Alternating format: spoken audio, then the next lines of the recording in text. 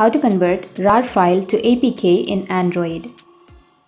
So if you want to convert RAR file to APK in Android, then what you need to do is you just need to simply open up WinRAR application, which will be easily available on your Play Store or anything. So you just need to simply search for WinRAR and you will get the WinRAR application. So in my case, I've already installed it. You can simply open it up.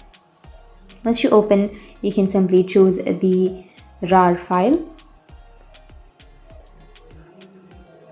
which is under my download. So here I have the RAR file. You just need to simply choose the RAR file and go with the upper right, which has that upper arrow beside the delete option, and make sure to select overwrite without prompt and go with OK, which is on the bottom right. And that's it. It will extract and now it will be converted to APK. So that's how you can convert RAR file to APK in Android. And if you have any questions, feel free to comment below. Thanks for watching.